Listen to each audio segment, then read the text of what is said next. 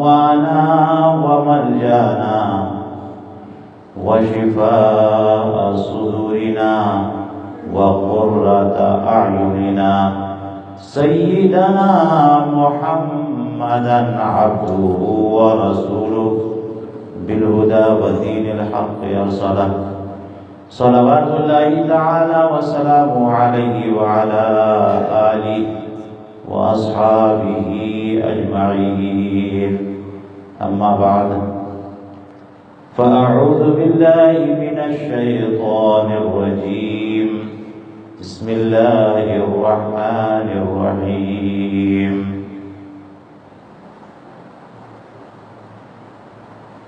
تلك الرسل فضلنا بعضهم على بعض منهم من كلم الله ورفع بعضهم درجات.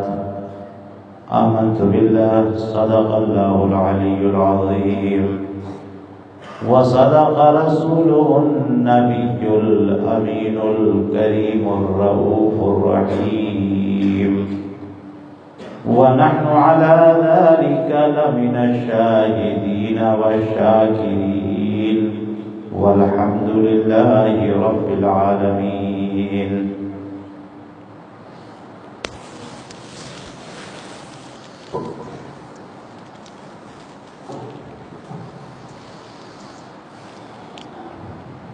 محترم سامعین کرام، عقیدت اور محبت کے ماحول میں ڈوب کر آقا نامدار مدینے کے تاجدار سارے عالم کے مالک و مختار آفتاب ہدایت ماہتاب نبوت جناب احمد مجتبی محمد مصطفیٰ صلی اللہ علیہ وسلم کی بارگاہ میں درود پاک پیش کر لیجیے. اللہم صلی علی سیدنا و شفیعنا و حبیبنا و طبیبنا و مولانا محمد وعلی آلہ و اصحابہ دائما ابدا. آج پھر وقت زیادہ ہو گیا اور 12 بجنے کو آئے، اور ایسے وقت میں تقریر بوڑھی ہو جاتی ہے. صرف رات نہیں بوڑھی ہوتی، تقریر بھی بوڑھی ہو جاتی ہے. تو میں اپنی تقریر کو ذرا شارٹ کر دوں گا اور چاہوں گا کہ جو بات ہو ٹو دی پوائنٹ بات ہو، تاکہ کچھ سیکھنے کو ملے اور کچھ سمجھنے کو بھی ملے، اور میرا نام بھی رسول کریم علیہ السلام کے واصفین میں درج کر دیا جائے. جیسے ایک شاعر نے کہا کہ ما ان مدحت محمدا بمقالتی ولکن مدحت مقالتی بمحمدی، یعنی میں نے اپنی بات سے نبی کریم علیہ السلام کی تعریف نہیں کی، بلکہ نبی کریم علیہ السلام کی تعریف سے اپنے کلام کی تعریف کی. جس رسول کریم علیہ السلام کی اللہ نے تعریف کی ہو، ہم اس کی کیا تعریف کریں گے؟ ان کا ذکر تو اس زمانے میں ATM ہے کہ جو ان کا ذکر کرے گا اسی کا فائدہ ہوتا ہے. جو ان کا تذکرہ کرے اسی کا نام بلندیوں میں لکھا جائے. ہم آپ مل کر کے ان کی تعریف و توصیف کیا کریں گے؟ ہم جب تعریف و توصیف کرتے ہیں تو اپنا مقام بلند کرتے ہیں. دیکھیں اللہ تبارک و تعالی نے اس آیت کریمہ میں جو میں نے تلاوت کی، نص قطعی قائم کر دی کہ انبیاء کرام میں بعض کو زیادہ مقامات دیے گئے بعض کے مقابلے میں.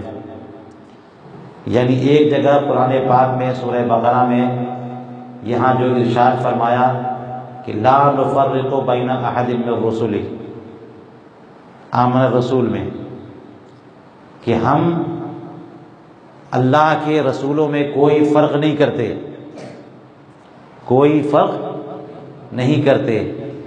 یعنی جو یہودیوں نے کیا جو نصرانیوں نے کیا وہ والا فرق، کہ ایک نبی کو مانے دوسرے نبی کا انکار کر دے، ایسا ہم کوئی فرق نہیں کرتے۔ رہی بات یہ کہ مقام و مرتبے کی، تو اللہ تبارک و تعالیٰ جسے جتنا چاہے مقام عطا فرمائے۔ قرآن کریم نے صاف کہہ دیا تلک الرسل فضلنا بعضهم علی بعض، یہ رسولوں کی جماعت ہے کہ جن میں کسی کو ہم نے دوسروں پر فضیلت عطا کی، مقام میں اضافہ کیا۔ اور جب فضیلت کا ذکر ہوتا ہے تو فضیلت کا مطلب کیا؟ رب تبارک و تعالیٰ سے قربت میں زیادتی، ثواب میں زیادہ، مقام و مرتبے میں زیادہ۔ تو ایک جگہ تو یہ فرمایا کہ منہم من کلم اللہ، انہی نبیوں میں کوئی تو وہ نبی ہے جنہیں اللہ تعالیٰ نے شرف ہم کلامی بخشا، اللہ تعالیٰ نے ان سے بات کی۔ اب یہ اشارہ کر دیا اور نام نہیں بتایا، لیکن سب کو پتہ ہے کہ کس کو اس دنیا میں اللہ تعالیٰ سے ہم کلامی کا شرف حاصل ہوا تھا، شجر موسیٰ سے، حضرت موسیٰ علیہ السلام، جس کی وجہ سے انہیں کلیم اللہ کہا جاتا ہے۔ اور آگے فرمایا وَرَفَعَ بَعْضَهُمْ دَرَجَاتٍ، اور بعض وہ ہیں جن کو درجوں بلند کیے۔ یہاں پر بھی صراحت نہیں فرمائی کہ اس بعض سے کیا مراد ہے۔ مفسرین فرماتے ہیں یہاں پر بعض سے مراد ہمارے اور آپ کے آقا ہے، ہمارے اور آپ کے آقا ہے۔ اور درجات، درجہ کی جمع ہے، جیسے یہ ممبر شریف ہے، اس کی سیڑھیاں ہیں نا، عربی میں سیڑھی کو بھی درجہ کہتے ہیں، یعنی اس کے اسٹیپس جو ہوتے ہیں۔ عام طور پہ ممبر شریف میں کتنے پائے، کتنے اسٹیپ ہوتے ہیں؟ 3 ہوتے ہیں نا، اس کو درجہ کہتے ہیں۔ تو جو ایک ہے اتنا ہی بڑا دوسرا بھی ہے، اور اتنا ہی بڑا تیسرا بھی ہے۔ تو اگر ایک درجہ بلند کیا تو ڈبل ہوا، ایک درجہ اگر بلند کیا تو کتنا ہوا؟ اور اللہ تعالیٰ نے یہاں فرمایا وَرَفَعَ بَعْضُهُمْ دَرَجَاتٍ، ایک درجہ نہیں، بعض وہ نبی کہ جن کو اللہ تعالیٰ نے اور نبیوں کے مقابلے میں نہ جانے کتنے درجے بلند کیے۔ عربی زبان میں جمع جو آتا ہے نا، پلیورل، اس کی 2 قسمیں ہوتی ہیں، ایک کو جمع قلت کہتے ہیں اور ایک کو جمع کثرت کہتے ہیں۔ جمع قلت کا مطلب ہوتا ہے 3 سے لے کے 9 تک، 3 سے کم تو جمع نہیں نا، اور جمع کثرت کا مطلب اس سے زیادہ۔ یہاں پر رسول کریم علیہ السلام کے جب مقام و مرتبے کی بلندی کی بات آئی تو اللہ سبحانہ و تعالیٰ نے جمع کثرت کا استعمال فرمایا، یعنی اللہ تعالیٰ نے ان کو اور نبیوں پر اتنے مقامات بلند کیے، اتنے درجے بلند کیے کہ جتنے درجوں کا علم اور ادراک عام انسانوں کو ہو بھی نہیں سکتا۔ یہ شان ہے رسول کریم علیہ السلام کی، اور اس لیے ہم دیکھتے ہیں کہ یہ شان جس اینگل سے میں آج بات کرنے جا رہا ہوں، کوئی نئی بات نہیں ہے، یہ سب پرانی باتیں ہیں، مگر توجہ رہے تو اندازہ ہوگا کہ واقعتاً لگتا ہے کہ پوری کائنات انہی کے لیے بنائی گئی، کہ ان کو اتنا مقام عطا کیا، اتنا مقام عطا کیا کہ جو چیز ان سے منسوب ہو جائے وہی افضل بن جائے۔ یعنی دنیا میں لگتا ہے کہ فضیلتیں انہی کے لیے فکس کر دی گئی ہیں، سارے مقامات انہی کے لیے سیٹ کر دیے گئے۔ اگر تم کو مقام و مرتبہ چاہیے ان کے ہو جاؤ، ان سے کوئی ریلیشن پیدا کر لو، کوئی کنٹیکٹ بنا لو، کوئی تعلق پیدا کر لو، ان کے در کے گدا بن جاؤ، کسی بھی اینگل سے، کسی بھی جہت سے ان کے ہو جاؤ، ان سے کنیکشن اسٹیبلش کر لو، تم زمانے میں ممتاز ہو جاؤ گے، تم زمانے میں افضل ہو جاؤ گے۔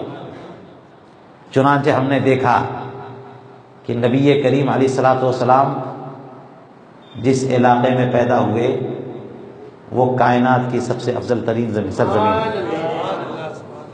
سب سے افضل ترین سرزمین مکہ مکرمہ ہے، جس کے بارے میں فرمایا گیا کہ وہاں ایک نماز کا ثواب دوسری جگہوں میں پڑھی گئی نمازوں کا 50,000 گنا ثواب۔ اور اس سلسلے میں کوئی کہہ سکتا ہے کہ ہو سکتا ہے اس وجہ سے کہ وہاں خانہ کعبہ ہے یا مقام ابراہیم ہے یا حجر اسود ہے، مگر اللہ تعالیٰ نے تو ایک جگہ قرآن پاک میں فرما دیا لا اقسم بہذا البلد وانت حل بہذا البلد، اے پیارے حبیب مجھے اس شہر کی قسم ہے، اس حال میں کہ اے پیارے حبیب تم اس شہر میں رہتے ہو۔ یعنی اللہ رب العزت نے مکہ مکرمہ کی قسم یاد فرمائی، اور جب اللہ تعالیٰ کسی کی قسم یاد فرمائے تو اس کا مطلب اس جگہ کی یا اس چیز کا مقام بتا رہا ہے۔ یہ جو لوگ نان مسلم لوگ کہہ دیتے ہیں نا میری ماں کے سر کی قسم ہے نا، باپ کی قسم، فلاں کی قسم، فلاں کی قسم، یہ سب قسم حرام ہے، ہم نہیں کھا سکتے۔ اللہ کے علاوہ کسی کی قسم نہیں کھا سکتے، لیکن جب ماں کی قسم کھاتے ہیں یا باپ کی قسم یا اپنی بیوی کے چہرے کی قسم، تو اس کا مطلب یہ جو یہ قسمیں کھا رہا ہے وہ یہ بتانا چاہتا ہے کہ میرے نزدیک سب سے زیادہ قیمتی کوئی چیز ہے تو یہ ہے، یہی تو بتانا چاہ رہا ہے۔ سب سے بیکار چیز کی کہتا نہیں کہ ہم میرے کتے کی قسم، وہ کیا کہتا ہے میری ماں کی قسم۔ کہنا کیا چاہ رہا ہے کہ میرے نزدیک سب سے زیادہ قیمتی اور سب سے زیادہ ویلیویبل اور معزز اگر کوئی شخصیت ہے تو یہ ہے، اس لیے میں ان کی قسم کھا رہا ہوں۔ اور ہمارے نزدیک شریعت میں اللہ تبارک و تعالیٰ سے بڑا کوئی نہیں ہے، اس لیے شریعت نے کہہ دیا کہ اللہ کے علاوہ کسی کی قسم بھی نہیں ہے۔ تو اللہ تبارک و تعالیٰ نے جب مکہ مکرمہ کی قسم یاد فرمائی تو کیوں یاد فرمائی؟ تاکہ بتا دے کہ مکہ مکرمہ سب سے افضل ترین جگہ ہے، سب سے معزز جگہ ہے، سب سے ممتاز مقام ہے۔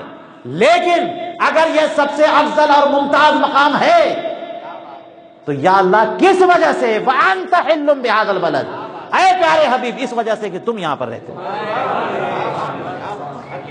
یعنی رسول کریم علیہ الصلوۃ والسلام کے قدم جہاں پڑ جائے، حضور کریم علیہ الصلوۃ والسلام کے قدم ناز جہاں پڑ جائیں، وہ شہر ایسا شہر ہو جائے کہ اللہ تبارک و تعالیٰ اس کی قسم یاد فرمائے، ایسا عظیم شہر ہو جائے۔ اب یہاں پر ایک اور مسئلہ آیا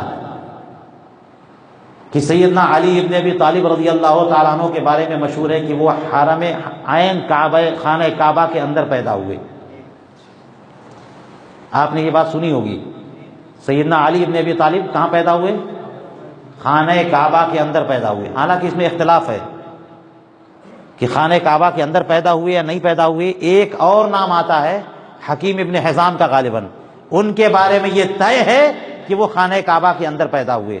سیدنا علی ابن ابی طالب رضی اللہ تعالیٰ عنہ کے بارے میں یہ روایت میں مذکور ہے، لیکن اتفاق نہیں ہے اس پہ۔ مگر میں کہنا کیا چاہ رہا ہوں، کوئی ایک روایت بھی نہیں ملے گی کہ رسول کریم علیہ الصلوۃ والسلام خانہ کعبہ کے اندر پیدا ہوئے۔ پوری امت کا اتفاق ہے کہ وہ جو رسول کریم علیہ الصلوۃ والسلام کا گھر ہے خانہ کعبہ سے تقریباً 200 میٹر دوری پہ، جہاں پہ آج وہابیوں نے نجدیوں نے لائبریری بنا دی ہے اور اسے بھی ڈیمولش کر کے کچھ اور بنانا چاہتے ہیں۔ حضور کریم علیہ الصلوۃ والسلام خانہ کعبہ کے باہر پیدا ہوئے۔ تو اب کون سا پوائنٹ بن رہا ہے یہاں پہ؟ پوائنٹ کی بات یہ ہے کہ کبھی کبھی یہ کہا جاتا ہے کہ فلاں بڑے اچھے وقت میں ایسا ہوا، بڑی اچھی جگہ پہ ہوا، تو اس وجہ سے اس کی پرسنالٹی بڑی زبردست ہو گئی ہے۔ ہوتا ہے نا؟ اگر رسول کریم علیہ الصلوۃ والسلام خانہ کعبہ کے اندر پیدا ہو گئے ہوتے تو کہنے والے یہ کہتے کہ ان کے اندر جو کمالات پیدا ہوئے، جو فضائل ہیں، وہ اس وجہ سے کہ خانہ کعبہ کے اندر پیدا ہوئے۔ اللہ تعالیٰ نے خانہ کعبہ کو ان سے عظمت دی ہے، ان سے فضیلت عطا کی ہے، نہ کہ خانہ کعبہ سے ان کو فضیلت ملی۔ نعرہ تکبیر، نعرہ رسالت، عشق و محبت، عشق و محبت، نعرہ صدر الشریعہ۔ ارے وہ تو وہ شخصیت ہے کہ خانہ کعبہ ان کا سجدہ کرتا ہے۔ رسول کریم علیہ الصلوۃ والسلام نے کبھی خانہ کعبہ کا سجدہ نہیں کیا۔ خانہ کعبہ کو قبلہ بنایا ہے۔ قبلہ بنانا اور ہے، سجدہ کرنا اور ہے۔ ہم یہ مانتے ہیں کہ اگر کوئی ایک منٹ کے لیے بھی، ایک سیکنڈ کے لیے بھی خانہ کعبہ کو سجدہ کرے گا تو حرام کام کرے گا۔ ہم سجدہ کرتے ہیں اللہ رب العزت کو، ہمارا قبلہ ہوتا ہے خانہ کعبہ۔ خانہ کعبہ کو ہم سجدہ نہیں کرتے، ہم سجدہ کرتے ہیں اپنے رب ذوالجلال کو۔ مگر خانہ کعبہ سجدہ کس کا کرتا ہے؟ خود خانہ کعبہ کس کا سجدہ کرتا ہے؟ رسول کریم علیہ الصلوۃ والسلام کا۔ تو اگر رسول کریم علیہ الصلوۃ والسلام خانہ کعبہ کے اندر پیدا ہو گئے ہوتے تو کوئی کہتا کہ اسی وجہ سے تو پرسنالٹی ڈیولپ ہوئی ہے، اسی وجہ سے تو ان کو معجزہ ملا ہے، اسی وجہ سے تو ان کو کرامت ملی ہے۔ نہیں، وہ خانہ کعبہ کے قریب پیدا ہو کر کے انہوں نے خانہ کعبہ کو عزت عطا فرمائی۔ اور میں یہ کیوں کہوں، خود قرآن پاک نے جب کہہ دیا لا اقسم بہذا البلد وانت حل بہذا البلد، اے پیارے حبیب چونکہ تم یہاں پر موجود ہو اس لیے میں اس کی قسم یاد کرتا ہوں۔ اور اب ذرا کڑیاں جوڑیے، ملائیے، اے پیارے حبیب چونکہ تم یہاں پر موجود ہو، کیونکہ تم یہاں پر موجود ہو میں قسم یاد کرتا ہوں۔ اس کا مطلب اگر موجود نہیں ہوں گے تو پھر معاملہ بدل جائے گا۔ اب میں آپ تاریخ کے حوالے سے بتاتا ہوں کہ معاملہ بدلا۔ جب 53 سال کی عمر رسول کریم علیہ الصلوۃ والسلام نے مکہ مکرمہ میں گزاری اور اتنی زبردست محنت کی، مگر پھر بھی یہاں کے نامراد لوگوں نے رسول کریم علیہ الصلوۃ والسلام کا مشن قبول نہیں کیا۔ اکا دکا جو لوگ مسلمان ہوئے اور ہوتے ان پر ظلم و ستم کے پہاڑ توڑے جاتے۔ رسول کریم علیہ الصلوۃ والسلام بس اللہ تبارک و تعالیٰ کے اذن کے منتظر رہتے کہ جب رب ذوالجلال کی اجازت ہوگی تو میں یہاں سے کوچ کر جاؤں گا، کسی اور طرف رخ کروں گا۔ چنانچہ وہ وقت آیا جب تمام دار الندوہ والوں نے اور مخالفین نے مل کر کے یہ پلان بنایا کہ یہ ہم کو اور ہمارے بتوں کو مسلسل برا کہتے ہیں، اس لیے اگر کوئی ایک بندہ ان پر اٹیک کرتا ہے تو بنو ہاشم سے نمٹنا آسان نہیں ہے۔ بنو ہاشم بڑے اسٹرانگ ہیں، مضبوط لوگ ہیں، اس لیے کچھ ایسی حکمت عملی تیار کی جائے کہ سارے قبیلے کے چنندہ نوجوانوں کو تیار کیا جائے اور سب لوگ راتوں رات ان کے اوپر اٹیک کریں، حملہ کریں اور مل کر کے ان کا کام تمام کر دیں۔ اب بنو ہاشم کس کو پکڑیں گے؟ اب بنو ہاشم کس کو پکڑیں گے؟ چنانچہ سب لوگ اس رات آ گئے، پورے گھر کو رسول کریم علیہ السلام کے گھر کو گھیر لیا۔ رسول کریم علیہ الصلوۃ والسلام منتظر تھے کہ اللہ رب العزت کا حکم آئے، اس سے پہلے میں کہیں نہیں جاتا، حکم آئے گا جدھر حکم آئے گا ادھر جاؤں گا۔ اذن ہجرت مل گیا۔ رسول کریم علیہ الصلوۃ والسلام نے ایک مشت خاک لی، سورہ یاسین شریف کی تلاوت کی اور وقت آیا اور نکلے اور دشمنوں کی طرف یوں پھینکا اور وہ خاک ان کی آنکھوں میں پڑا، آنکھیں اندھیاری ہو گئی۔ رسول کریم علیہ السلام سامنے سے نکل گئے، کسی کو پتہ بھی نہ چلا۔ سیدھے صدیق اکبر رضی اللہ عنہ کے پاس گئے اور کہا کہ اذن ہجرت مل چکا، چلو۔ حضرت صدیق اکبر رضی اللہ تعالیٰ عنہ، رسول کریم علیہ السلام 2 نفری قافلہ نکلا تو کہاں نکلا؟ غار ثور۔ پہلے غار ثور میں گئے، 3 دن وہاں پہ اسٹے کیا اور اس کے بعد پھر مدینہ منورہ کی راہ لی۔ جب رسول کریم علیہ الصلوۃ والسلام نے مکہ مکرمہ کی سرزمین کو چھوڑا، اس وقت روایتوں میں ملتا ہے کہ مکہ مکرمہ سے جیسے ہی باہر نکلے آپ رک گئے اور رکنے کے بعد پورے مکہ کی سرزمین کو خطاب کیا، اے مکہ، اے ارض مکہ، کیا ہی تو پیاری سرزمین ہے، مجھے تو بہت ہی محبوب و مرغوب ہے، میں جانتا ہوں کہ پوری دنیا کا تو مرکز ہے اور بیت اللہ المعمور عرش الہی سے سب سے زیادہ قریب کوئی جگہ ہے تو تو ہی ہے۔ میں ہرگز تجھ سے جدا نہ ہوتا اگر تیرے رہنے والے مجھے نکالنے کی کوشش نہ کرتے۔ انہوں نے ظلم و ستم کا عالم یہ کیا کہ مجھے مجبور کیا اور مجھے اذن ہجرت ملا، اس لیے میں تجھ سے جدا ہو رہا ہوں۔ اب یہ سب باتیں کرنے کے بعد رسول کریم علیہ الصلوۃ والسلام روانہ ہو گئے، مدینہ منورہ روانہ ہو گئے۔ جب مدینہ منورہ روانہ ہو گئے اور مکہ مکرمہ کو چھوڑ دیا تو اب یہ بات آ گئی کہ حضور نے تو مکہ چھوڑ دیا ہے نا، وانت حلم بہذا البلد، سرکار اقدس صلی اللہ علیہ وسلم یہاں تھے تو سب کچھ تھا، یہاں تھے تو سب کچھ تھا، اور اب حضور نے مکہ چھوڑ دیا۔ جب حضور کریم صلی اللہ علیہ وسلم نے مکہ مکرمہ چھوڑ دیا تو قرآن کریم کا حکم آیا کہ اے ایمان والو، اے مسلمانوں، اب تم میں سے کسی کے لیے جائز نہیں ہے کہ مکہ مکرمہ میں رہے، سارے کے سارے مکہ مکرمہ سے نکل جاؤ۔ وہی زمانہ تھا جب ہجرت فرض ہو گئی تھی، اور جو لوگ بھی ہجرت نہیں کریں گے وہ مجرم ہوں گے۔ قرآن مقدس نے اس کا اعلان فرمایا، اس کا اعلان فرمایا۔ جبھی تو جو لوگ کسی مجبوری کی بنیاد پر مکہ مکرمہ میں رہے اور مکہ مکرمہ کو نہیں چھوڑا، مدینہ منورہ نہیں پہنچے، ان کے بارے میں فرشتے بھی کہتے ہیں ماں تم لوگ یہاں پر کیا کرتے تھے؟ تو انہوں نے کہا کنا مستضعفین فی الارض، ہم لوگ زمین میں بڑے ہی کمزور لوگ تھے۔ تو انہوں نے کہا اللہ تبارک و تعالیٰ کا ارشاد ہے کہ الم تکن ارض اللہ واسعۃ فتہاجروا فیہا، کیا اللہ کی سرزمین وسیع نہ تھی؟ کیا وجہ تھی کہ تم مکہ مکرمہ میں رہ گئے؟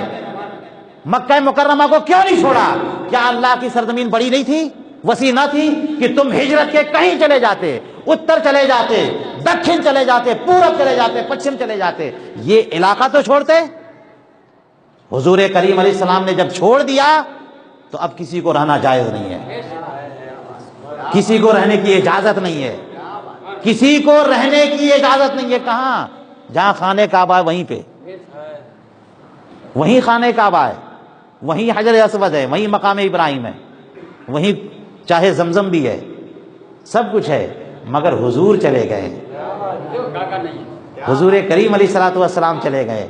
وہ گئے، ساری بہار گئی، رونق گئی، انوار و تجلیات گویا کہ روٹ گئی۔ اب مسلمانوں کو اجازت نہیں ہے کہ مکہ مکرمہ میں رہے۔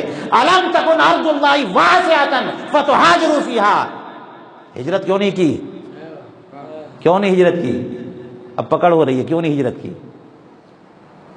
تو ہجرت فرض ہو گئی۔ تو حضور کریم علیہ الصلوۃ والسلام جب روٹ کر کے مدینہ منورہ چلے گئے، ناراض ہو کے چلے گئے، اللہ تبارک و تعالیٰ کا حکم آیا، اس حکم سے چلے گئے، تو گئے کہاں پہ؟ مدینہ شریف۔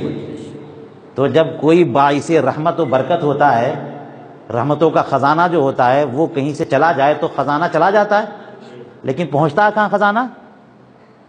جہاں وہ جاتے وہاں نہ پہنچے گا، کیونکہ ساری برکتیں ان کے دم قدم سے ہیں، ساری رحمتیں ان کے دم قدم سے ہیں۔ تو یہاں سے رحمت گئی تو کہاں گئی؟ مدینے گئی۔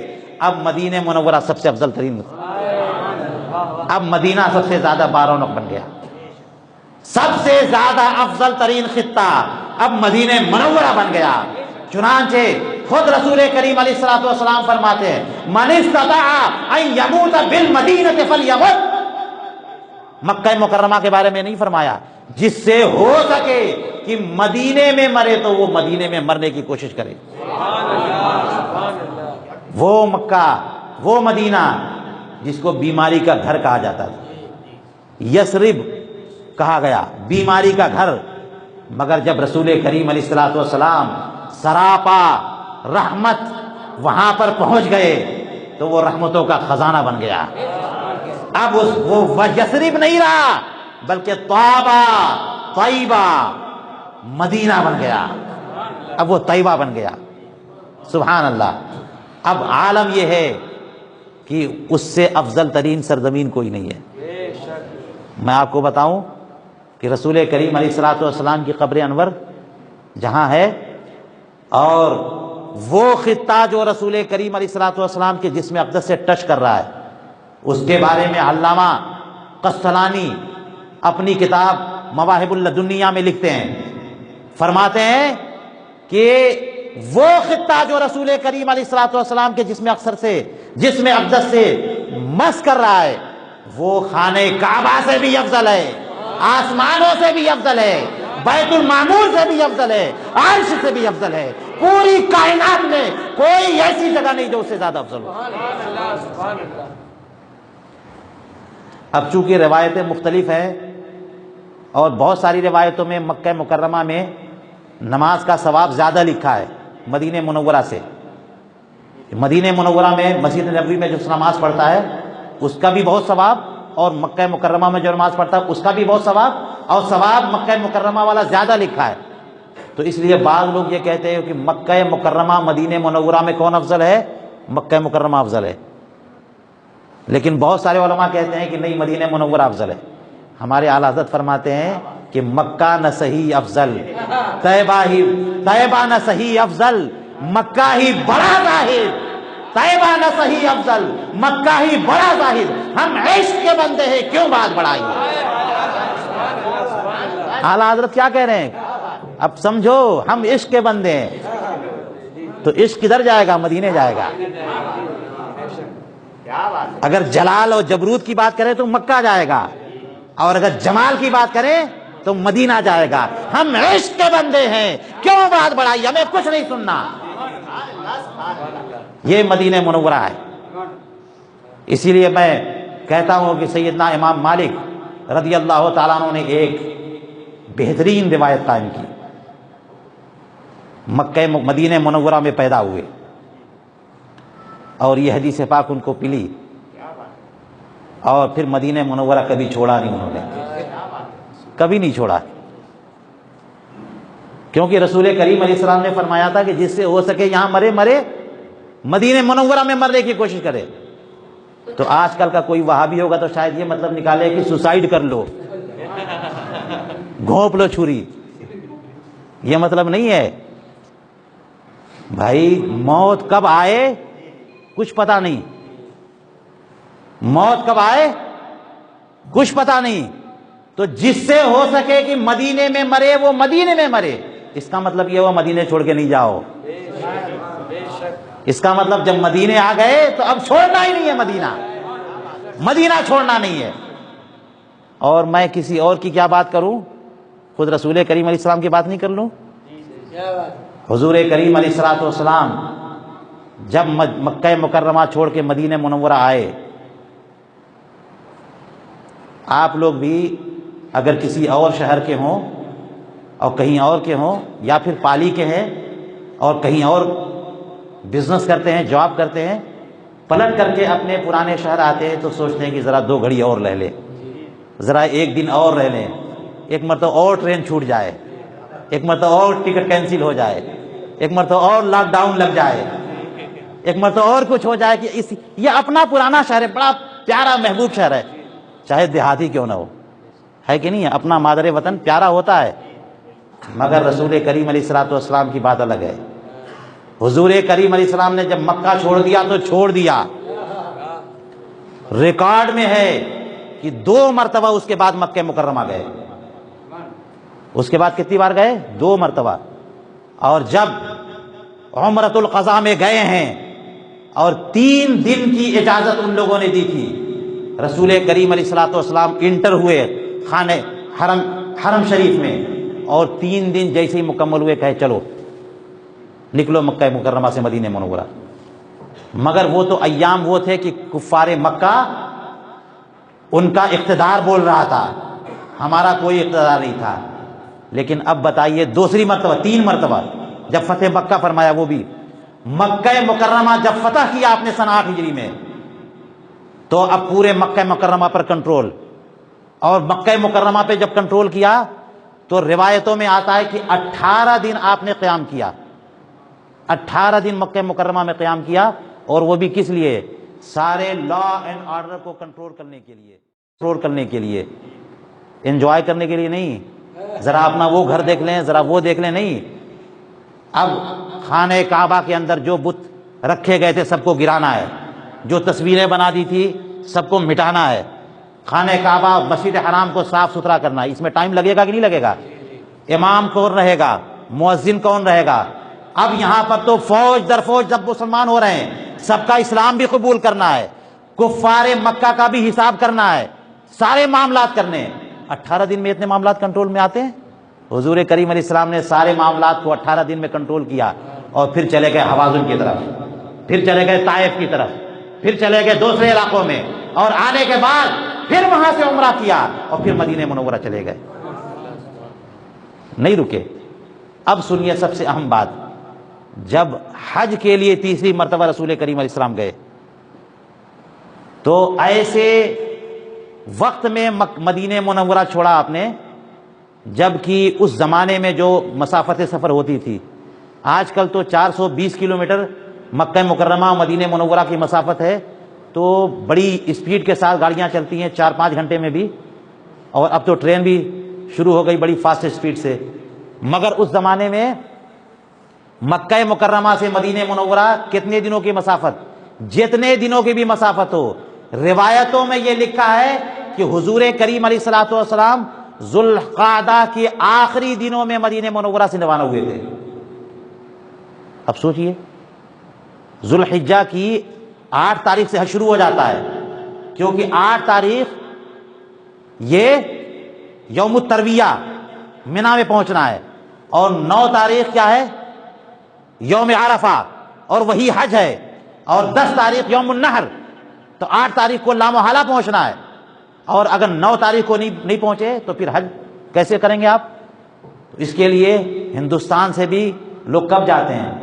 ذوالقعدہ یعنی حج سے تقریباً 1 مہینہ پہلے، 20 دن پہلے، 25 دن پہلے جاتے ہیں کہ نہیں جاتے ہیں؟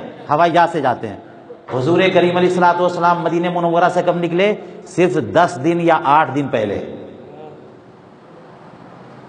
اب سمجھ رہے ہیں کہ ارادہ یہ کہ ایک دم ٹائم پہ پہنچنا ہے ہمیں۔ 28 یا 29 یا 27 یہی 3-4 تاریخیں روایتوں میں آتی ہیں کہ آپ مدینہ منورہ سے نکلے۔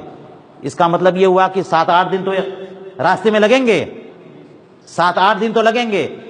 تو حج سے 1 دن یا 2 دن پہلے رسول کریم علیہ الصلوۃ والسلام مدینہ مکہ مکرمہ پہنچے، اور اس کے بعد منی میں، اور پھر عرفات میں، اور اس کے بعد واپسی منی مزدلفہ میں قیام کیا، اور پھر 10ویں تاریخ کو طواف زیارت کیا، اور پھر منی آئے 11ویں تاریخ، 12ویں تاریخ، یہاں تک کہ 12ویں تاریخ کے بعد جب 13ویں تاریخ آ گئی تو روایتوں میں یہ بات لکھی ہوئی ہے، چونکہ اپنی تمام ازواج مطہرات کو لے کر کے آئے تھے، تو ان میں سے ایک ام المومنین کی پوزیشن کچھ ایسی ہو گئی تھی کہ وہ طواف نہیں کر سکتی تھیں، تو ان سے پوچھا کہ کیا تم نے طواف کر لیا؟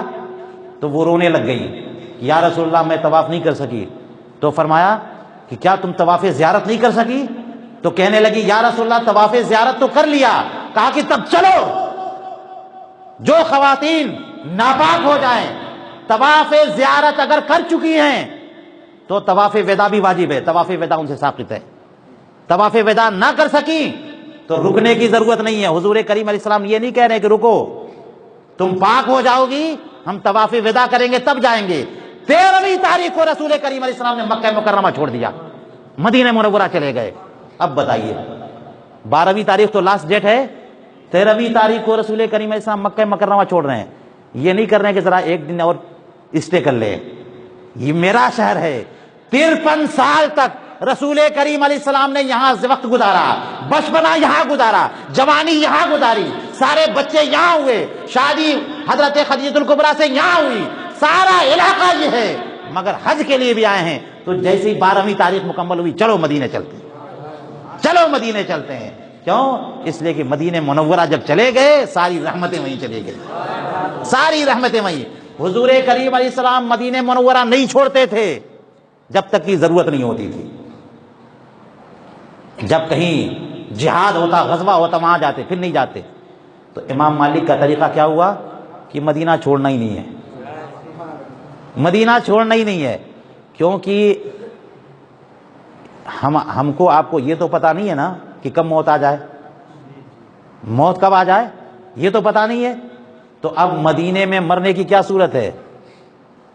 یہ بھی پتا ہے کہ موت یقیناً آئے گی، لیکن یہ کنفرم نہیں ہے کہ کب آئے گی. تو مدینے میں مرنے کی صورت کیا ہے؟ امام مالک سے پوچھو. مدینے میں مرنے کی صورت ہے کہ مدینہ چھوڑنا ہی نہیں ہے، مدینہ چھوڑنا ہی نہیں ہے. مگر کیا کریں، کبھی کبھی ایسی بات آ جاتی ہے کہ پھر کہیں نہ کہیں جانا پڑتا ہے. حضور کریم علیہ السلام جہاد کے لیے گئے نا، بدر گئے، تبوک گئے، اور خیبر گئے، بنو مستلق کی بستی میں گئے، طائف گئے، حوازن کی طرف گئے، جگہ جگہ گئے. آپ مجبوری ہے، جب بڑا کام آ جاتا ہے، بڑا مشن آ جاتا ہے تو چھوڑنا پڑتا ہے، ورنہ گھومنے پھرنے کے لیے مدینہ نہیں چھوڑنا، مدینہ نہیں چھوڑنا. تو امام مالک کو بھی ایک ایسی بات آ گئی تھی، وہ کیا؟ حج کی فرضیت. حج ہر مسلمان پہ اگر استطاعت ہے تو فرض ہے نا. تو امام مالک حج کے لیے صرف مدینہ منورہ چھوڑا انہوں نے، چونکہ حج فرض تھا، اور وہ بھی بالکل ایسے ٹائم پہ نکلے، حج کے وقت پہنچے، حج مکمل کیا، فوراً واپس آ گئے کہ نہ جانے کہیں ایسا نہ ہو کہ جانے میں موت آ جائے یا آنے میں موت آ جائے. وہ تو یہ بنا رہے تھے کہ موت آئے تو مدینہ منورہ میں. اسی لیے میرے اعلیٰ حضرت فرماتے ہیں کہ جو وہ شعر فرمایا نا کہ طیبہ نہ صحیح افضل، مکہ ہی بڑا زاہد، ہم عشق کے بندے ہیں کیوں بات بڑھائیے. فرماتے یہ کیلکولیشن جو آپ کرتے ہو کہ 50,000 نمازوں کا ثواب اور یہاں 25,000 نمازوں کا ثواب یا 1,000 نمازوں کا ثواب، اس طرح سے مختلف روایتیں جو ہیں، یہ ایک کیلکولیشن ہے، یہ ایک کیلکولیشن ہے. لیکن دوسری کیلکولیشن بھول گئے. وہ دوسری کیلکولیشن کیا ہے؟ کہ وہاں اگر ایک گناہ کریں گے تو 50,000 گناہ لکھے جائیں گے، اور یہاں اگر ایک گناہ کیے تو ایک ہی گناہ لکھا جائے گا. اب کیلکولیشن کرو، اب کرو. جب مائنس مارکنگ ہوتی ہے تب پتا چلتا ہے. جو لوگ ایگزام دیتے ہیں تو ان کو پتا چلا ہے کہ مائنس مارکنگ ہوتی ہے، تب پتا چلتا ہے کہ آپ کہیں کہ 100 سوال میں سے 50 اگر صحیح ہو گئے اور 50 غلط ہو گئے تو 0 نمبر ہو گیا. یہ نہیں ہوگا کہ 50 کا نمبر مل جائے آپ کو. مائنس مارکنگ جب ہوتی ہے تو یہ مائنس مارکنگ کہاں ہے؟ مدینہ مکہ مکرمہ میں. مدینہ منورہ میں کوئی مائنس مارکنگ نہیں ہے. اگر کوئی ایک گناہ کرے گا تو ایک گناہ لکھا جائے گا، اور ایک ثواب کرے گا تو 25,000 ثواب لکھا جائے گا. وہاں ایک نماز پڑھے گا تو 50,000 ثواب، اور ایک گناہ کیا تو 50,000 گناہ لکھے گا. اور اعلیٰ حضرت اور کیا فرماتے ہیں؟ اور یہ فرماتے ہیں کہ وہاں ارادہ گناہ بھی کرو گے تو گناہ لکھا جائے گا. گناہ کرنے کی پلاننگ اگر ہو گئی، ارادہ کر لیا تب بھی گناہ لکھا جائے گا. اور یہاں ارادہ گناہ پر گناہ نہیں ہے، معافی ہی معافی ہے، معافی ہی معافی ہے، معافی ہی معافی. کیوں؟ یہ شہر محبت ہے، یہ شہر عقیدت ہے. یہاں معاف کیا جاتا ہے، یہاں معافی کی دی جاتی ہے. تو یہ ہے شہر محبت کی اہمیت. تو لگتا ہے کہ سب کچھ نبی کریم علیہ الصلوۃ والسلام کے تعلق ہی میں رکھا ہے. مکہ جب تک ان کا شہر تھا سب سے افضل تھا، اور مدینہ جب ان کا شہر بن گیا تو اب سارا مقام اس کو حاصل ہو گیا. اور میں کیوں اس حدیث پاک کو نہ بیان کروں کہ جس میں رسول کریم علیہ الصلوۃ والسلام نے صراحتاً یہ اعلان فرمایا کہ ان الایمان لا یعذر الی المدینہ کما تعذر الحیۃ الی جحرها. یہ قیامت کی نشانیوں میں سے ہے کہ ایمان قرب قیامت میں ساری دنیا سے سمٹ کر کے مدینہ منورہ میں اس طرح سے آ جائے گا جیسے سانپ سمٹ کر کے اپنے بل میں چلا جاتا ہے. مکہ مکرمہ کے بارے میں یہ نہیں فرمایا. مکہ مکرمہ میں کب کفر ہونے لگے، کب بت پرستی ہونے لگے، کب شرک ہونے لگے، قیامت کے قریب کیا ہونے لگے، کوئی گارنٹی نہیں. مگر مدینہ منورہ کے بارے میں گارنٹی لی ہے. ایمان سمٹ کر کے مدینہ منورہ پہنچ جائے گا. وہ دجال جب ہر علاقے میں گھومے گا اور لوگوں کو کفر کی تعلیم دے گا، اور جب وہ مدینہ منورہ میں داخل ہونا چاہے گا تو اللہ تبارک و تعالی فرشتوں فوج بھیجے گا جو پورے مدینہ منورہ کو ایکوائر کر لیں گے، ایک فصیل بنا لیں گے. اگر ادھر سے انٹری چاہیں گے بھگا دیا جائے گا، ادھر سے انٹری بھگا دیا. کون یہ حفاظت کر رہا ہے؟ اللہ رب العزت کے مضبوط فرشتے حفاظت کر رہے ہیں. یہ حفاظت کہیں اور کی نہیں ہے. کہاں کی ہے؟ مدینہ منورہ کی ہے. یہ مقام ہے مدینہ منورہ کا. تو حضور کریم علیہ الصلوۃ والسلام سے جس کو نسبت حاصل ہو جائے وہی سب کچھ ہو جاتا ہے، وہی سب کچھ ہے. میں آپ کو ایک اور بات بتاؤں، یہ تو جگہ کی بات کر رہا تھا میں. اللہ تبارک و تعالیٰ کا کلام قرآن مقدس، صرف قرآن مقدس ہی اللہ کا کلام نہیں ہے، اور بھی ہے، اور سب مل کے ایک ہے. میں اس طرف نہیں جا رہا ہوں. توریت شریف، زبور شریف، انجیل شریف، اور بھی بہت سارے انبیاء کرام پہ صحیفے نازل ہوئے ہے نا. سب اللہ کے کلام، سب اللہ کا کلام ہے، سب ہمارے لیے مقدس ہے. اور علماء فرماتے ہیں کہ چاہے قرآن، زبور، توریت، انجیل سب اللہ کا کلام، تو پھر کیسے کہا جائے کہ یہ افضل ہے، وہ افضل ہے، وہ افضل ہے، وہ بڑا ہے، یہ چھوٹا ہے؟ کیسے کہا جائے؟ اب اللہ کا کلام ہے. تو اللہ تبارک و تعالیٰ کا جب کلام ہے اور وہ بھی اللہ کا کلام ہے تو برابر ہوئے نا. اس لیے اس معاملے میں کوئی افضل مفضول نہیں ہے. جیسے قرآن عظیم مقدس کلام، عظیم کلام ہے، ایسے ہی توریت شریف جو حضرت عیسیٰ، حضرت موسیٰ علیہ السلام پر نازل ہوئی، وہ مقدس کلام ہے. مسئلہ یہ ہے کہ ان لوگوں نے اس میں تحریف کر دی ہے، لینگویج بھی بھول گئے، سب کچھ بھول گیا. اگر وہ توریت شریف مل جائے تو ہم مسلمان وہی عزت کریں گے جو قرآن کریم کی عزت کرتے ہیں. بائبل کے معاملے میں ہماری پالیسی مختلف ہے، وہی پالیسی ہے جو رسول کریم علیہ السلام نے بتائی. مگر وہی انجیل شریف جو سیدنا عیسیٰ علیہ السلام پہ نازل ہوئی، اگر وہ انجیل لاؤ تو ہم قرآن کریم کے برابر قرار دیں گے. جیسے ہم قرآن کریم بغیر وضو کے نہیں چھوتے، ہم بغیر وضو کے اس کو بھی نہیں چھوئیں گے. جیسے ہم قرآن کریم کو چومتے ہیں ویسے اس کو بھی چومیں گے. مگر مسئلہ یہ کہ وہ غائب ہے. تو سب اللہ کا کلام، سب برابر ہے. مگر علماء کرام فرماتے ہیں کہ قرآن کریم کو دیگر کتابوں پر فضیلت حاصل ہے اس معاملے میں کہ اگر قرآن کوئی پڑھے گا تو توریت اور زبور اور انجیل پڑھنے کے مقابلے میں اس کو ثواب زیادہ ملے گا. قرآن افضل ہے. پہلے میں نے کہہ دیا کہ افضلیت کسی میں کچھ نہیں ہے، وہ اس معنی میں کہا کہ سب اللہ کا کلام. اور صدر الشریعہ علیہ رحمت و رضوان نے بہار شریعت میں لکھا کہ قرآن توریت اور زبور اور انجیل اور دیگر کتابوں کے مقابلے میں افضل ہے. اس کا مطلب یہ ہے کہ قرآن پڑھنے سے ثواب زیادہ ہے، قرآن پڑھنے سے ثواب زیادہ. اب میرا سوال آ گیا سامنے. یہ تو عقیدہ بتا دیا نا میں نے کہ اصل میں افضل مفضول نہیں ہے، لیکن قرآن افضل اس معنی میں ہے کہ قرآن پاک پڑھیں گے تو ثواب. اب میرا سوال آ گیا کہ جب وہ بھی اللہ کا کلام اور یہ بھی اللہ کا کلام اور یہ بھی اللہ کا کلام تو ثواب زیادہ کیوں؟ اب بتائیے ثواب زیادہ کیوں؟ توریت شریف پڑھنے میں جتنا ثواب ملتا، انجیل شریف پڑھنے میں جتنا ثواب ملتا، قرآن کریم کی تلاوت میں ثواب کیوں زیادہ مل رہا ہے؟ کیوں ثواب زیادہ مل رہا ہے؟ تو کوئی جواب نہیں ملے گا سوائے اس کے کہ وہ صحیفے اور انبیاء کرام پہ نازل ہوئے تھے، اور یہ صحیفہ محمد مصطفیٰ صلی اللہ علیہ وسلم پہ نازل ہوا. یہ خاتم الانبیاء والمرسلین ہے، سید المرسلین ہے، ان پہ نازل ہوا تو سب سے زیادہ ثواب ملے. یہ ان کی طرف نازل ہوا تو ثواب کیوں نہیں زیادہ ملے؟ اسی طرح سے اگر آپ دیکھتے چلے جائیں تو کیسے چیزیں رسول کریم علیہ الصلوۃ والسلام کی طرف نسبت سے ممتاز ہوتی چلی جاتی ہیں، ممتاز ہوتی چلی جاتی ہیں. ساری دنیا میں جتنے بھی اہل ایمان ہیں، بڑے بڑے اولیاء کرام ہیں، بڑے بڑے اغواث و اقطاب ہیں، مگر کوئی بڑا سے بڑا ولی کیوں نہ ہو صحابی کے ادنا درجے کو نہیں پہنچ سکتا. صحابہ کرام کے کسی صحابی کے اس صحابی کے ادنا درجے کو بھی نہیں پہنچ سکتا.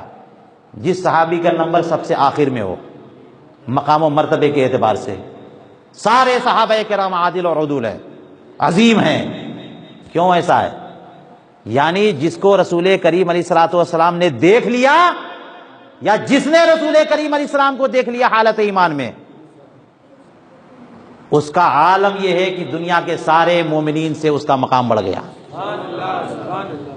کیوں؟ اس لیے کہ حضور کریم علیہ الصلوۃ والسلام کے صحابہ ہیں، وہ حضور کے ساتھی ہیں، حضور کی کمپنی مل گئی ان کو.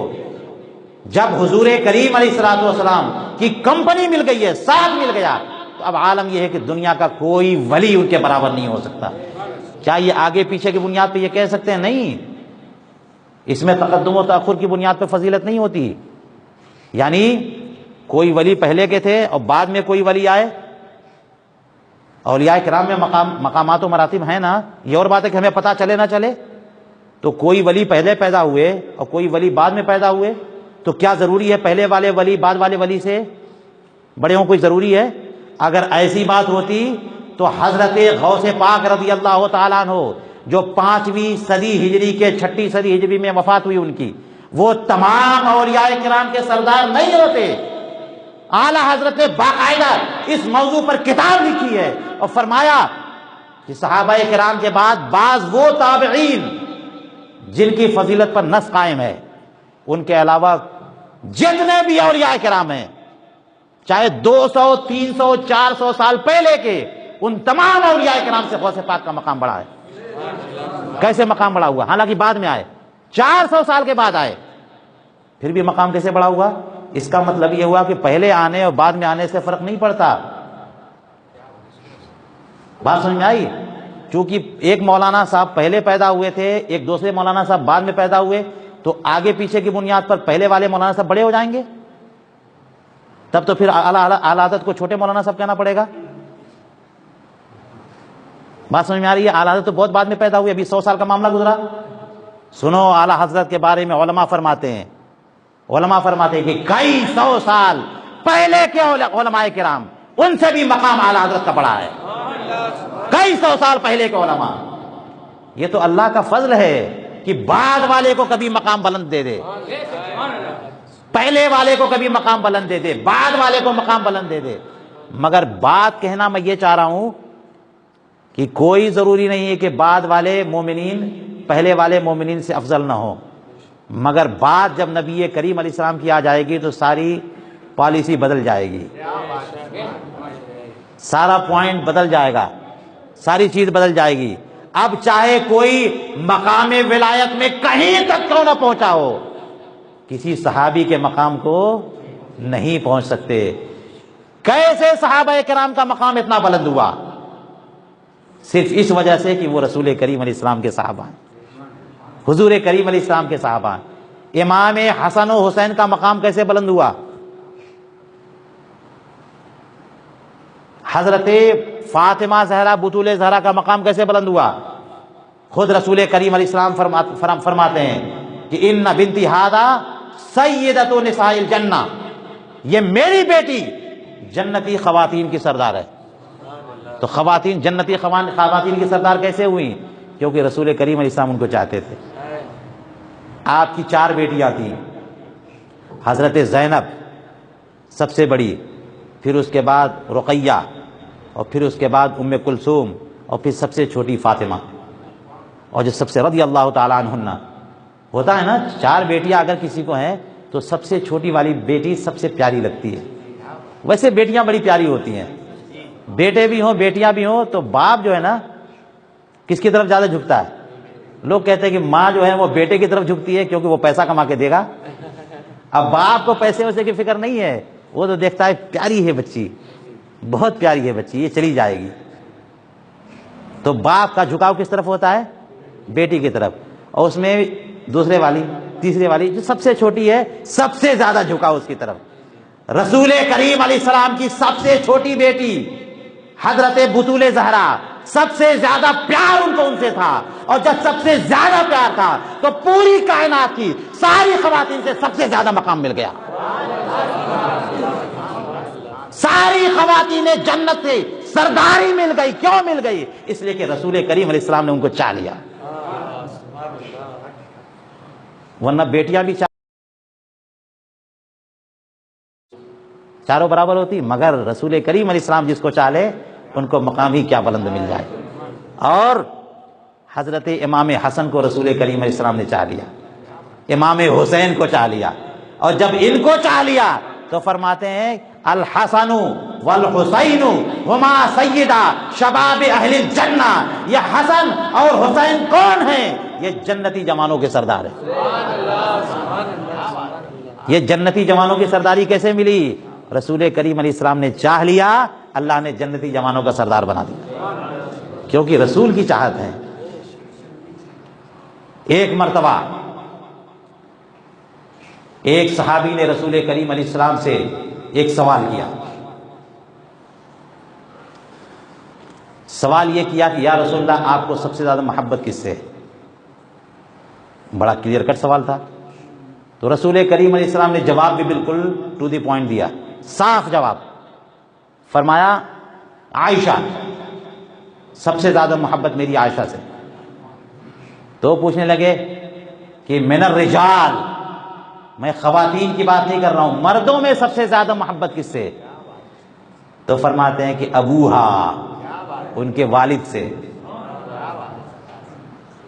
پھر وہ پوچھتے ہیں کہ ثم من، پھر کس سے؟ تو کہتے عمر۔ پھر کہا ثم من، پھر کس سے؟ کہا عثمان۔ پھر کہا ثم من، پھر کس سے؟ پھر کہا علی۔ وہ سوچ رہے تھے کہ میرا جلد ہی کہیں اوپر نام آ جائے گا۔ یہ دیکھیں کمپٹیشن یہ ہوتا ہے، وفی ذالک فلیتنافس المتنافسون، پیسے میں کمپٹیشن مت کرو، کمپٹیشن اس میں کرو کہ رسول کریم علیہ السلام سے کتنے قریب ہو آپ، کس کو رسول کریم علیہ السلام پہلے نام لیتے ہیں، کس کو سب سے زیادہ چاہتے ہیں۔ تو وہ حدیث پاک جہاں بخاری شریف میں ہے نا، وہاں یہ لکھا ہوا ہے، آگے ہے کہ انہوں نے پھر پوچھنا چھوڑ دیا کہ دوسرے نمبر پہ، تیسرے نمبر پہ نام نہیں آیا، چوتھے پہ نہیں آیا، پانچویں، نہ جانے کب میرا نام آئے، کہیں ایسا نہ ہو کہ آخری میں نام آئے۔ اس لیے میں کم سے کم سوچ کے رکھے ہوں، تو سوچنے میں بھی تو لذت مل رہی ہے کہ ہو سکتا ہے کہ پانچویں کے بعد چھٹا ہی نمبر میرا ہو۔ اب پوچھنا چھوڑ دو، سوچتا رہوں گا، لطف لیتا رہوں گا کہ حضور کریم علیہ السلام مجھ کو چاہتے ہیں، اسی میں لطف لیتا رہوں گا۔ تو میں یہاں پہ کہتا ہوں کہ رسول کریم علیہ السلام نے جب عائشہ ام المومنین کا نام لے لیا تو علماء فرماتے ہیں کہ سب سے افضل ترین خواتین میں، کائنات کی سب سے افضل ترین خواتین میں ایک نام عائشہ صدیقہ کا بھی ہے۔ کیوں؟ اس لیے کہ رسول کریم علیہ السلام ان سے محبت کرتے تھے، ان سے محبت رسول کریم علیہ السلام کرتے تھے۔ اب سنو، حضور کریم علیہ الصلوۃ والسلام نے سب سے پیاری بیٹی کس کو دی؟ ارے آپ لوگ بھول گئے، سیدنا علی بن ابی طالب کو۔ جب ان کو اپنی پیاری بیٹی دے دی تو سیدنا علی کا مقام بلند ہو گیا، ان کا مقام بلند ہو گیا۔ کیوں بلند ہو گیا؟ بڑے بڑے صحابہ کرام کہا کرتے تھے کہ علی کی تین چیزیں ایسی ہیں جو ہمیں مل جاتی تو ہم پوری زندگی فخر کرتے۔ ان میں سے ایک یہ فرمایا کہ چونکہ نبی کی بیٹی ان کے نکاح میں، نبی کی بیٹی ان کے نکاح میں، کتنا افضل ترین بندہ ہوگا کہ جس کے نکاح میں ایک نبی کی بیٹی آئیں۔ تو ایک نبی کی بیٹی ان کے نکاح میں آ گئی، مقام بڑھ گیا۔ اگر نبی کی بیٹی ان کے نکاح میں نہ آتی تو وہ مقام ملتا؟ واللہ عالم۔ لیکن نبی کی بیٹی آ گئی، مقام بلند ہو گیا۔ اب اگر یہی بات ہے تو نبی کی ایک بیٹی جس کے نکاح میں آئی، اگر کسی کے نکاح میں نبی کی دو بیٹی آ گئی ہو تو، اگر کسی کے نکاح میں نبی کی دو بیٹی آ گئی ہو، بتاؤ کون ہے وہ؟ ذو النورین، جن کے بارے میں رسول کریم علیہ السلام فرماتے ہیں کہ اگر یکے بات دیکھے میری بیٹیاں مرتی جاتی اور میں نکاح میں دیتا جاتا، 40 بیٹیاں ہوتی، سب نکاح میں دے دیتا عثمان کو۔ اب ہم اہل سنت اگر یہ کہتے ہیں کہ سیدنا عثمان ابن عفان کا مقام سیدنا علی سے بھی بڑا ہے تو کہاں سے ہم غلط کہہ رہے ہیں؟ سینس بنتا ہے کہ نہیں بنتا ہے کہ ایک بیٹی ملی تو اتنا مقام بلند، دو بیٹی جس کو مل گئی تو اس سے بھی زیادہ بلند ہوا۔ اچھا، یہ تو نبی کی بیٹی کسی کے نکاح میں مل گئی تو یہ مقام بلند ہوا، تو کسی کو نبی کی بیٹی مل جائے تو اس کو تو انعام مل گیا نا. نبی کی بیٹی کسی کو ملی تو بہت بڑا انعام مل گیا. تو نبی نے ان پر احسان کیا. اچھا جب شادیاں ہوتی ہیں تو کیا ہوتا ہے, آپ دلہن لے کے آتے ہو, تو جس کی بیٹی لے کے آتے ہو اس نے آپ پر احسان کیا کیونکہ اس نے اپنی بیٹی دی. جب آپ نے رشتہ بھیجا تھا وہ منع کر دیتا تو کیا ہوتا, تو آپ پھر تیسرے گھر جاتے, چوتھے گھر جاتے, سب منع کرتے تو کیا ہوتا, نکاح ہو پاتا. تو جس نے بیٹی دی, یاد رکھو مسلمانوں, کسی کی بیٹی کو مذاق مت بناؤ, کسی کی بیٹی کو ذلیل مت کرو. مانو کہ جس نے اپنی عزت آپ کے حوالے کی ہے اس نے آپ پر احسان کیا ہے. یہ مت کہو کہ تم نے اس کے اوپر احسان کیا, اپنے سسرال والوں پہ احسان کیا. غلط ہے یہ مینٹالٹی, چھوڑ دو یہ باتیں. شکریہ ادا کیا کرو اپنے سسر کا اور ساس کا کہ انہوں نے بیٹی دی. اگر وہ منع کر دیتے تو, اور جناب یہ ایک ٹرن بنتی ہے, ایک رسم و رواج. اگر 2-3 منع کر دیں گے نا تو پھر اگلا والا سوچے گا کہ انہوں نے کیوں منع کیا تھا. رشتے میں خوب لوگ پتہ لگاتے ہیں. اگر 2-3 نے کسی وجہ سے منع کر دیا تو پھر اگلا والا پوچھے گا کہ کیوں منع کیا, کوئی نہ کوئی ڈاؤٹ فل ہے معاملہ, پھر وہ بھی منع کرے گا. اور سب نے منع کر دیا تو دلہن کہاں سے ملے گی. احسان مانو کہ کسی نے تم کو بیٹی دی, تو جو بیٹی دیتا ہے وہ احسان کرتا ہے. یہ بات کلیئر ہوئی کہ نہیں ہوئی؟ اب بتاؤ, علی اور عثمان بیٹی لیے اور ابو بکر عمر نے بیٹی دی. بیٹی لینا ایک بات ہے, بیٹی دینا اس سے بڑا کام ہے. نعرہ تکبیر, نعرہ رسالت. اب بیٹیوں میں بھی ایک ویلیو بنتی ہے, ایک مقام اور پوزیشن بنتی ہے. کیا کبھی کیسا ہوتا ہے کہ بیٹی کا نکاح کیا اور شوہر نے طلاق دے دی, فوراً اس کا ویلیو, اس کے ویلیو گر گئی. ہو گئی بات, گر جاتی ہے نا سماج میں ویلیو. یہ صحیح بات ہے کہ غلط بات ہے اس کی بات نہیں کر رہا ہوں میں, لوگوں کی ویلیو گرا دیتے. کبھی ایسا بھی ہوتا ہے کہ شوہر کا انتقال ہو گیا تو بیٹی کیا ہو گئی, بیوی کیا ہو گئی, بیوہ بن گئی. تو چونکہ کسی اور کے نکاح میں رہی تو اس کا ویلیو, اس کا مقام اس لڑکی کے برابر نہیں ہوتا جو باقرہ ہو, جو کسی کے نکاح میں نہ رہی ہو. اگر یہ بات سمجھ گئے تو سمجھ جائیے کہ میں کہنا کیا چاہ رہا ہوں, کہ حضرت عمر نے اپنی بیٹی حفصہ نکاح میں دی جو بیوہ تھی, اور ابو بکر صدیق نے عائشہ نکاح میں دیا جو باقرہ تھی. تو ابو بکر کا احسان عمر کے احسان سے بڑھ کر ہوا کہ نہیں ہوا؟ اب ترتیب سمجھ میں آ گئی کہ علی سب سے افضل ہیں کیونکہ ان کو نبی کی بیٹی ملی, عثمان ان سے بھی افضل ہیں کہ ان کو 2 ملی, اور عمر ان سے بھی افضل ہے کہ انہوں نے اپنی بیٹی نہیں لی, بیٹی دی, اور ابو بکر ان سے بھی افضل ہے کہ اپنی باقرہ بیٹی, ان کو چھوٹی بیٹی دی. یہ دیکھیں رسول کریم علیہ الصلوۃ والسلام کے مقامات, کس طرح سے رسول کریم علیہ السلام سے نسبتیں پیدا کی جاتی ہیں.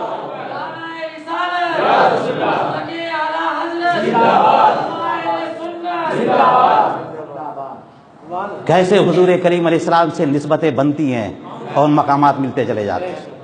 نسبتیں رسول کریم علیہ السلام سے جوڑو, نسبتیں نہ توڑو.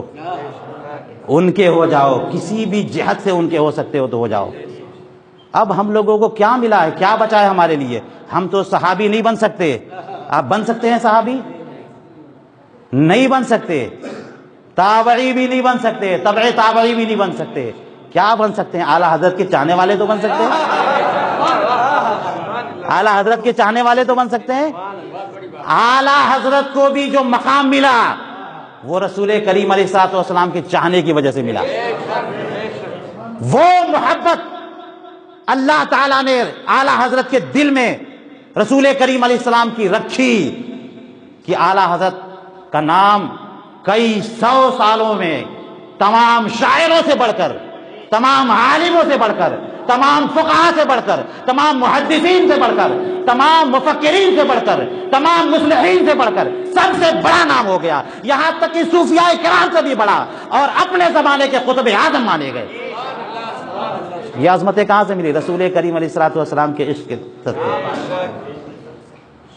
اے عشق تیرے صدقے جلنے سے چھٹے سستے، جو آگ بجھا دے گی وہ آگ لگائیے، وہ آگ لگائیے۔ اعلیٰ حضرت کے بن جاؤ، اگر تم اعلیٰ حضرت کے بن گئے تو تم غوث اعظم کے بن جاؤ گے، اگر غوث اعظم کے بن گئے تو تم رسول اللہ کے بن جاؤ گے، اور اگر رسول اللہ کے بن جاؤ گے تو پوری دنیا تمہاری غلامی کرے گی، تم کو بھی مقام ملے گا۔ کوئی مقام چاہیے، کوئی عظمت چاہیے، کوئی فضیلت چاہیے تو اس زمانے میں اعلیٰ حضرت کے بن جاؤ۔ مسلک اعلیٰ حضرت سے کوئی بغاوت نہیں۔ جب یہ بات آ جائے علماء بیان کر دیں کہ اعلیٰ حضرت نے یہ فرمایا، اب اپنی ساری سیاست پیچھے کرو، اب ساری اپنی منطق پیچھے کرو، جتنی بھی دلیل دینا ہو دو، لیکن اعلیٰ حضرت کا جہاں نام آ جائے اپنی دلیل کنارے کرو، اپنی منطق پیچھے کرو، اپنی تقریر ریجیکٹ کرو۔ تمہاری نہ تقریر چلے گی، نہ تحریر چلے گی، نہ مناظرہ چلے گا۔ اعلیٰ حضرت کا نام آ گیا، ان کی دلیل آ گئی، ہمارا سر خم ہے۔ کیوں؟ یہ رسول کریم علیہ السلام کی نسبت ہے۔ تو رسول کریم علیہ السلام کے ہو جاؤ گے۔ اب مسئلہ یہ ہے کہ اعلیٰ حضرت، اب آپ کہہ سکتے کیا ہم لوگ اعلیٰ حضرت بن سکتے؟ کیوں نہیں بن سکتے بھائی؟ بالکل بن سکتے ہیں۔ معاملہ یہ ہے کہ وہ والا عشق پیدا کرنا پڑے گا، وہی والا تعلق پیدا کرنا پڑے گا، وہی والا کنیکشن پیدا کرنا پڑے گا۔ جو اعلیٰ حضرت نے اپنا کنٹیکٹ پیدا کیا تھا، جو کنیکشن پیدا کیا تھا رسول کریم علیہ السلام سے، وہ اس کا کچھ 10واں حصہ بھی تو لے کے آؤ۔ 10واں حصہ کیا 100واں حصہ بھی تو لے کے آؤ، 1000واں حصہ بھی تو لے کے آؤ، کوئی بھی حصہ لے کے آؤ جو رسول کریم علیہ السلام سے محبت، کہ جب حضرت اعلیٰ حضرت عظیم البرکت امام اہل سنت مجدد دین و ملت بارگاہ رسول کریم علیہ السلام میں پہنچے تو یہ کون یہ جذبہ لے کے پہنچتا ہے؟ لوگ تو جاتے ہیں مارکیٹنگ کرنے جاتے ہیں، اور یہاں آ کر کے کہنے جاتے ہیں کہ ہم تو مدینہ منورہ گئے اور مکہ مکرمہ گئے، فلاں جگہ گئے تاکہ اپنا نمبر بڑھوائیں کہ ہم حاجی ہو گئے، ہم فلاں جگہ گئے، ہم فلاں جگہ گئے۔ اعلیٰ حضرت جب گئے تو کس لیے گئے؟ رسول کریم علیہ السلام سے بالذات ملاقات کرنے کے لیے گئے، بالمشافہ ملاقات کرنے گئے، رسول کریم علیہ السلام کو دیکھنا ہے۔ ہم لوگ تو اس لیے جاتے ہیں کہ سرکار اقدس صلی اللہ علیہ وسلم کی بارگاہ میں جالی شریف پر کھڑے ہو کر کے سلام پیش کر دیں، مگر اعلیٰ حضرت گئے کس لیے؟ سرکار سے ملاقات کرنی ہے، اور کیسے؟ بالکل بالمشافہ بات کرنی ہے۔ اور جو مراد لے کے اس بارگاہ میں جائے گا، اگر وہ مخلص ہے اور سچا ہے اور محبت کرنے والا ہے تو وہ کبھی محروم نہیں رہے گا۔ اعلیٰ حضرت یہ مزاج لے کے گئے اور رسول کریم علیہ السلام نے انہیں کھول کر کے نوازا اور اپنی ذات کا دیدار کرایا۔ کون ہے اس زمانے میں کرنے والا؟ تو رسول کریم علیہ السلام کے ہو جاؤ، پوری دنیا تمہاری ہو جائے گی۔ اللہ تبارک و تعالیٰ سے دعا ہے کہ اللہ تعالیٰ ہمیں رسول کریم علیہ السلام کی سچی محبت نصیب فرمائے اور سارے تعلقات ان کے خلاف مٹا کر کے انہی سے متعلق بنا دے۔ وآخر دعوانا ان الحمد للہ رب العالمین۔ السلام علیکم ورحمۃ اللہ وبرکاتہ۔